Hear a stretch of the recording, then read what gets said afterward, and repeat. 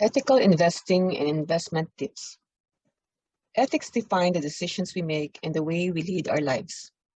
Unfortunately for investors, balancing ethical values and earnings has proven difficult until now. Ethical investments are growing both in terms of their availability and the returns they are generating. Is it possible to change the world and build a profitable portfolio at the same time? Ethical investing is a broad term. Essentially, it is an investment strategy which considers financial returns, and there's no industry standard definition, and so it's currently open to interpretation. Investments can be made based on social, environmental, and religious values, to name a few. This means the companies you invest in are doing their bit to promote positive change. But how viable are ethical investments financially? As of 2018, $1 of every $4 invested in the US was in an ethical fund. That means it's a total of $11.6 trillion, which was a sharp increase from just over $3 trillion in 2010. The average ethical fund also has grown by more than 18% over the past 3 years, more than double than their non-ethical counterparts. Findings also showed that sustainable funds match or even beat the traditional funds in all categories over the last 10 years. The ethical investments are also proving to be resilient to the pandemic, according to a study of Money Facts.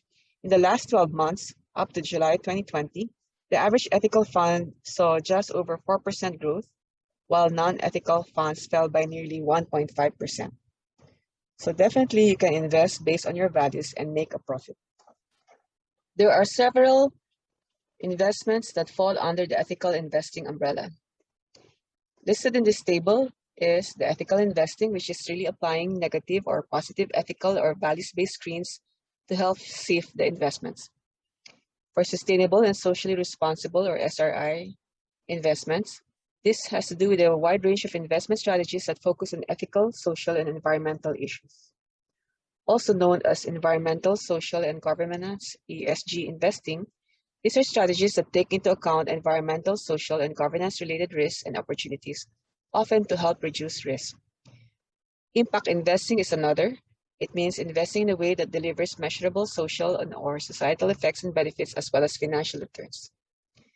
Dark green investing, on the other hand, is a strictly screened approach avoiding any company or industry that does not meet its criteria. As against light green investing, which seeks out companies that are doing good as opposed to excluding companies that are considered to cause harm.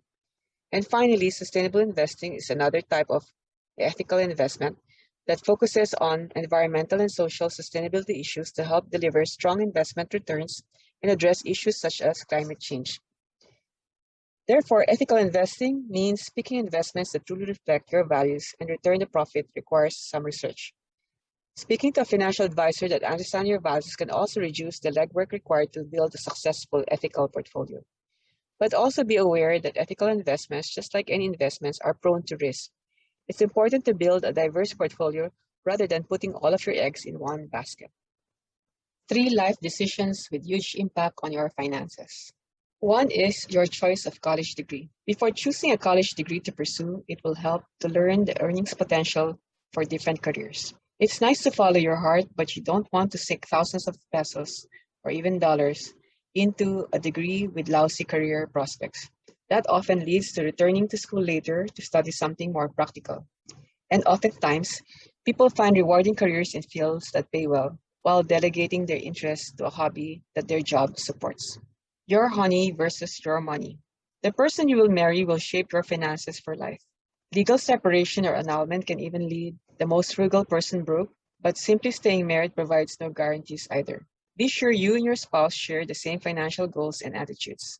You can ask the obvious questions of, do you both want kids? Do you both want to work, travel, retire early, run your own business? Answering these questions now can minimize problems later. Planning a family. If you decide to have kids, having a solid financial base helps. A child can mean the loss of an income for a period of time and the rearrangement of financial priorities for decades. There's also a chance that an adult child will need help in their 20s or even older. And if you want a family, evaluate your finances sooner rather than later. And these are the 3 choices in your life that may have a huge impact on your finances. 10 money tips for 20-somethings. One is save while you're still young.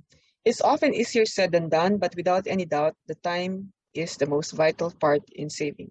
In your case, you have most of it: more time, more savings, and the combination of the two multiplying savings. The younger you are, the longer time you have to maximize the growth of your financial portfolio. 2. Stay at home. Our nerves are pulling us to live by ourselves away from our parents. Living independently is amazing, but if we struggle financially, it's better to stay at home, especially if traveling back and forth to your workplace is still tolerable. But considering we're in the pandemic now, the work from home arrangement has proven to be both a saving as well as a blessing. Consider factors such as rent, utility bills, home supplies, never ending laundry, food you have to prepare for yourself, and everything else that will cost you so much money compared to when, let's say, you're living in your own house, maybe with your parents. 3. Adjust your lifestyle. If you practice the frugal lifestyle and find the fun out of it, it will be easier for you to adjust your lifestyle to what you're supposed to behave. And to make it even more possible for you, be with people who you think can help you. Surround yourself with people who you think can influence you and your future plans for the better. 4. Spend within your means. It does not make sense to spend more than what you earn.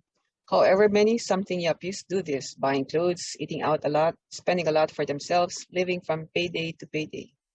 It's never a good thing for your financial life and behavior.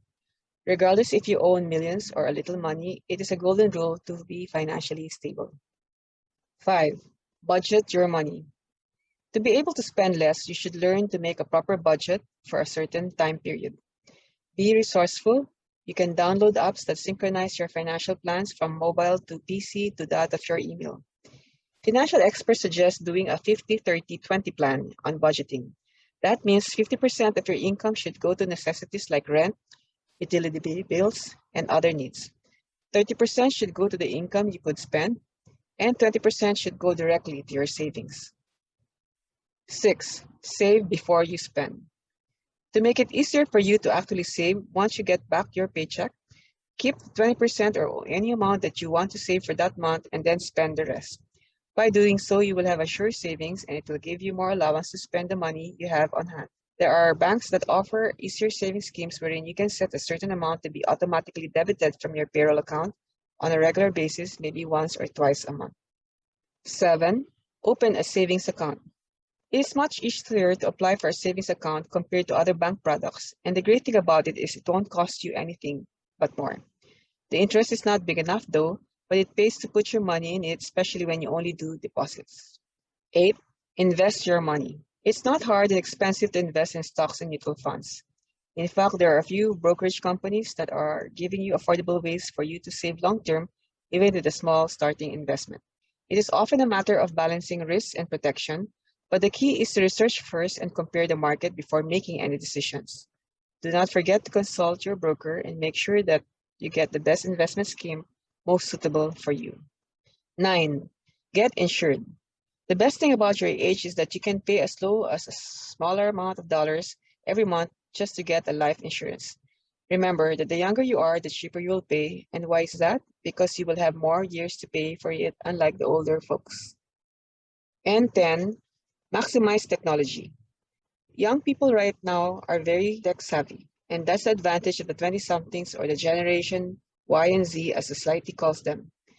Most of you grew up in the boom and evolution of the internet and computing technology. Make use of this opportunity to manage your finances. Consider using digital financial tools like tracking your budget with apps, viewing your e-statements, and monitoring your portfolio.